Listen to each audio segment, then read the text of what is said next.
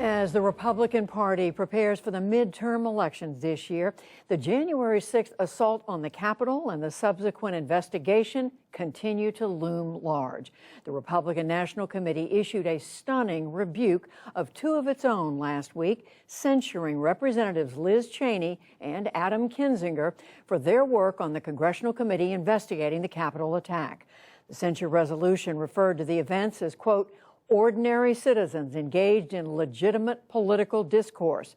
The RNC letter later said that they were not defending those who violently stormed the Capitol, but the comments still sparked outcry from some in the party, including Alaska Senator Lisa Murkowski, who wrote, "We must not legitimize those actions which resulted in loss of life, and we must learn from that horrible event."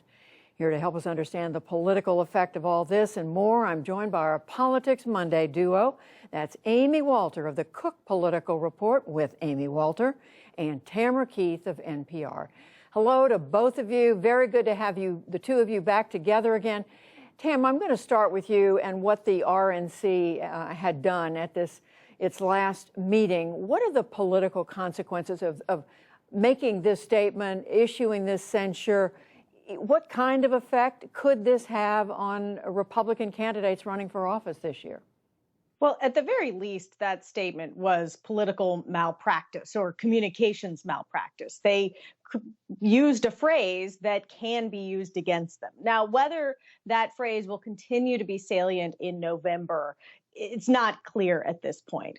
But it is part of this broader thing that's happening where they censured two Republican members, the only two Republican members of the January 6th commission or committee at the same time that they also did this resolution.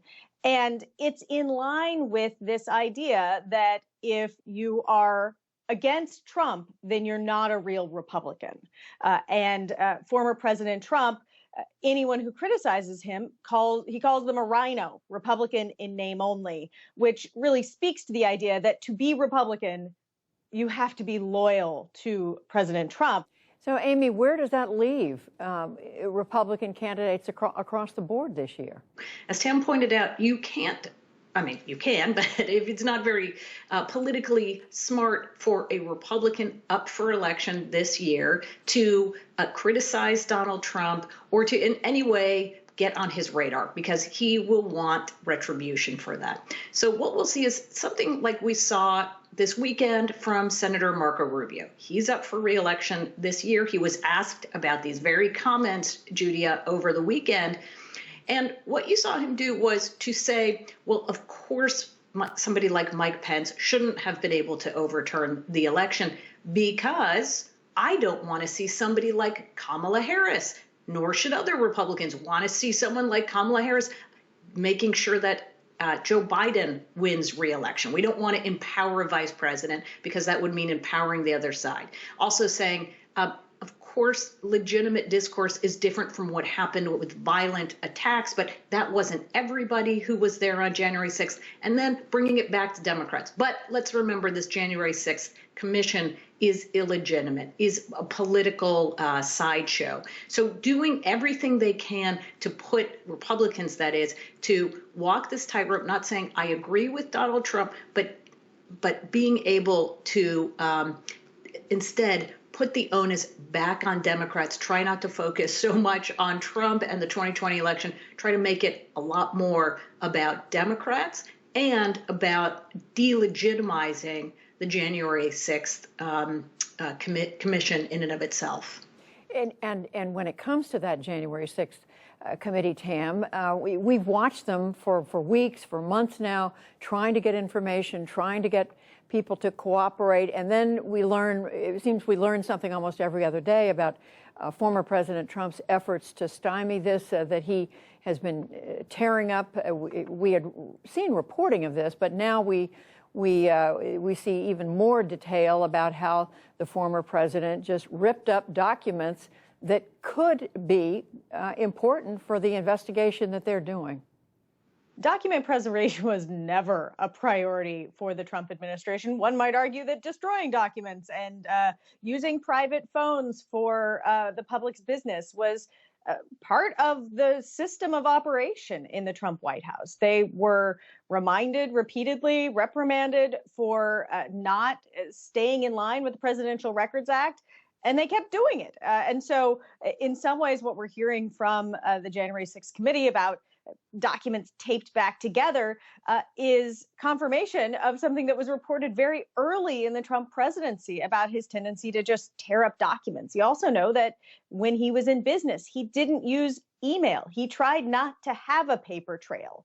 And so this is sort of par for the course for Trump. The thing that I would say that is more detrimental to the committee's work is that there are people close to Trump who are absolutely refusing to cooperate, either refusing to testify or taking the fifth to protect themselves.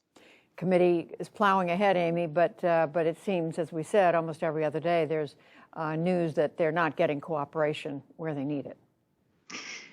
That's fair, but they also have gotten a lot of information. They have texts, they have documents. They do have a lot of people who have come either because they were subpoenaed or willingly came in and gave testimony. So when you listen to what some of the committee members are saying, at least on the record, is we've got a lot of stuff here. There's a lot we can do with it. But at the end of the day, when it comes to things like the preservation of records or whether there was any criminal behavior on the part of the former president, that's something that has to be referred to the DOJ. And of course, we have another case going on, Judy, down in Atlanta in Fulton County, where a special grand jury there is looking into those allegations about the president really pushing on the Secretary of State and other officers, election officers in that state, to quote unquote find some votes for Donald Trump after the election was over. And some very serious legal consequences depending on what happens there. Just very quickly to both of you, Tam, President Biden, some commentators are saying that with the start of a new year, with good jobs numbers and a few other pieces of news, maybe there's an opportunity for the president to get a political reset and improve his fortunes?